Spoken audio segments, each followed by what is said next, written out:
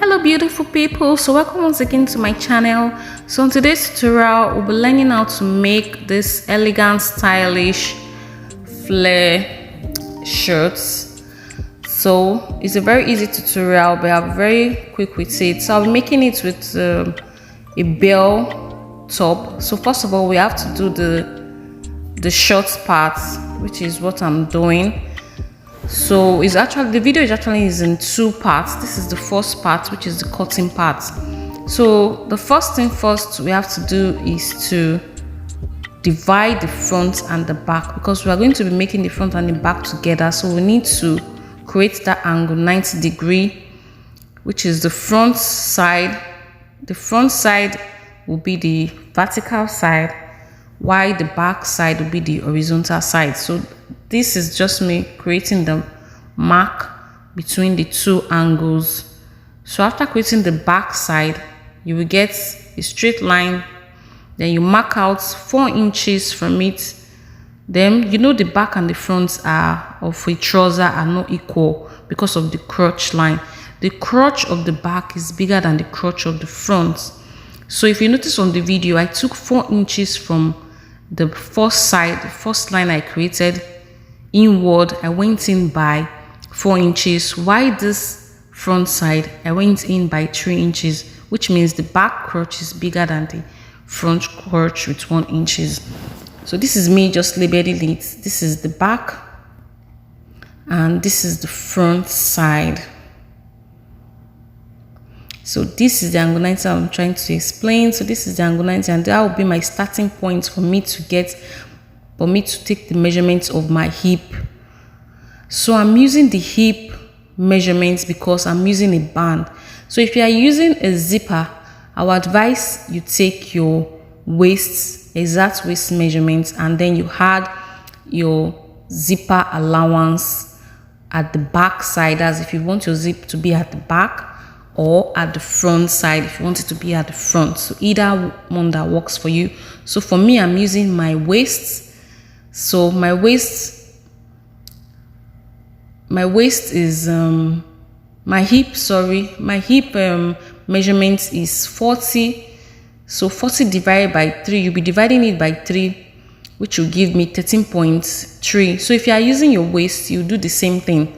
Your waist divided by 3, which will give you the number that you're supposed to use. So I'm using my hip measurements, which is 40. So 40 divided by 3 will give me 13.3. So that's the measurement I'll take. So you see where the angle 90 is, that's where I'll be taking my measurements. Then I'll take it round where the line is. Take note of the starting points. See where I place my measuring tape.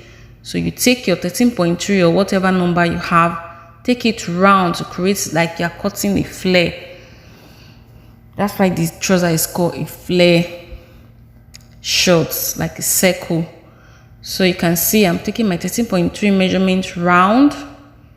This creates the waist measurement. Just for me, this is just for you to create the waist measurement. That's what this is for.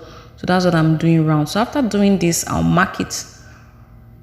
You can use your free hand, or you can use a curve if you have a curve. So I don't have a curve, I'll be using my free hand to just connect the lines together.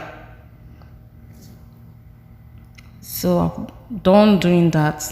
So the next thing for us to do now is to get our crotch measurements. My crotch depth is 11 inches. So you can see where I place my tape rule, where my hip measurement is starting from, that curved line. Take note of that. That's where you'll be taking your crotch depth from.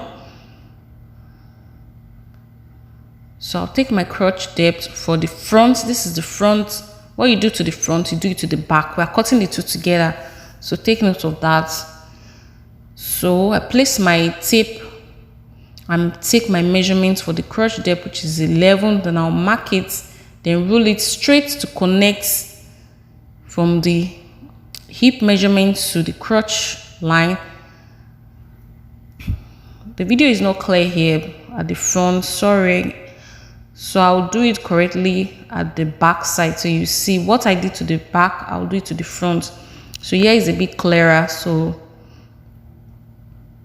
I'll take my measurements for the back, still the same. The front and the back crotch depth are the same thing, 11 inches. Take your own measurements and place it on the line. Do exactly what I'm doing. Mark it, just as if you are cutting your normal trouser. So it's as if you are creating a curve on the trouser. It's the same.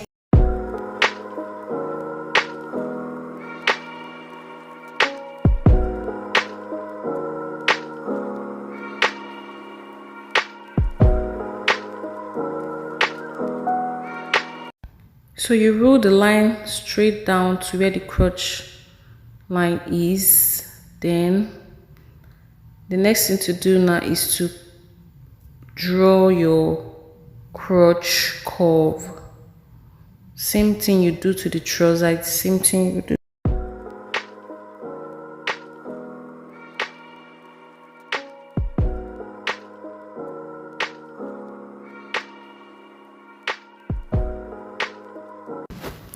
So the next thing now is to take your full length, you take it round.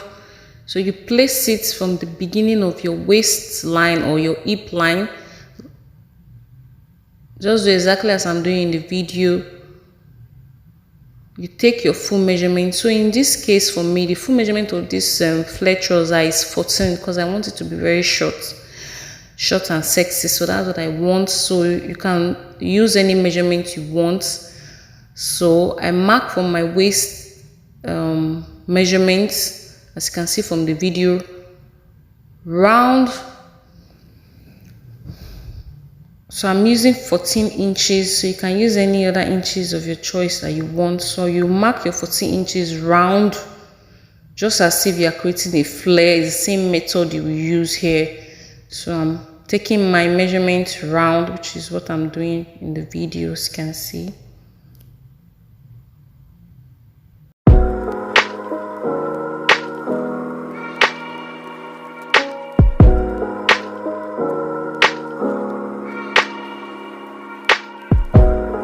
So after taking out my 14 inches, it's just you connect the lines together, connect the lines, then you cut it out.